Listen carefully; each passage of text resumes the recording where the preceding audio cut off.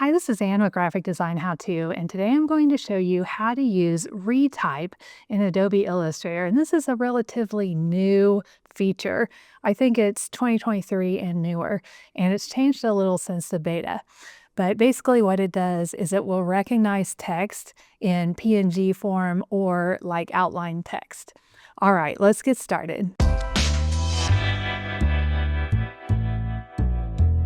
Okay, so here I have an EPS that I downloaded from vectz.com. And if I hit Command Y or Control Y, we can see that this text down here at the bottom is not editable. If it was, it would be black. It's just outlines in outline mode. So I'll hit Command Y or Control Y to get back. And if you select them and then hit E, you can see all the points. That's another sign that it's not typable text. So to fix that, we're going to use Illustrator Retype.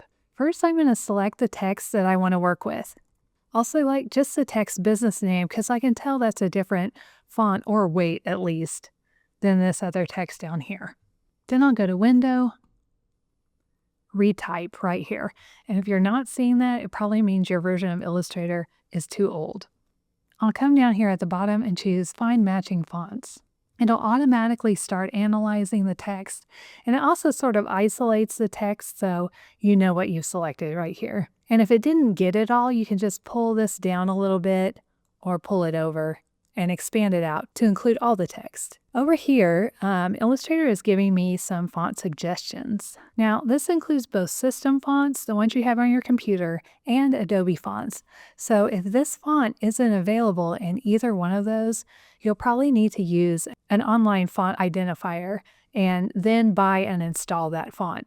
And I actually have another video that shows that process, and it'll be right up here at the corner of your screen. Now this looks exactly like Lato Black, so that's great. At least you know the font. Now you used to be able to actually edit the existing text, but they removed the edit feature in version 2025. I have a feeling it must have been slowing down the system or something like that. Maybe it's causing crashes. No, I don't really know. So you can only edit in the beta version, which is in 2024. Anyway, now you'll just need to retype what you need and then apply the font you saw in the Retype panel. So let's do that real quick. I'll be sure to memorize Lato Black. I'll get out of here. I'll hit Escape. And then I've got a gradient on here. I'm just going to save that as a swatch. It doesn't really matter what you call it, but now it's in my swatches panel. I'll hit T on my keyboard, click once, and then I'll type business name. It's so tiny that you can't hardly see it. So I'll make it quite a bit bigger. I'll make it white too. And then I'll make it uppercase. I'll change my character to Lato Black. Okay, now I have to make it a little smaller. Then I'll open my appearance panel. I'm going to get into type and I'll add a new fill. Then I'll find my new gradient swatch and add that. I'll also get into characters because I still got white in there and delete that. Okay, so now we have a pretty much exact copy that we can type in. So if I hit Command Y or Control Y, you can see that this is typable type as opposed to this one up here, which is not typable. You can also do this with raster files like PNG files. So I'm going to go out here to Google and I just found this. I'm going to do a copy screenshot with Shift Control Command 4. I'll just get the text here. And what that does, it actually copies to the clipboard instead of sending it to your desktop.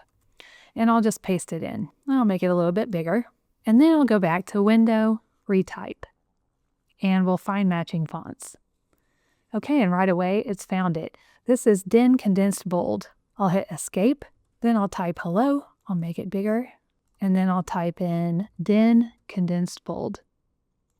This one is not all caps, so I'll select that. I'll hit I on my keyboard to get onto my eyedropper tool, and then I'll just sample that red color. So it makes it so much easier to identify fonts within Illustrator, although it isn't as easy as it was in 2024.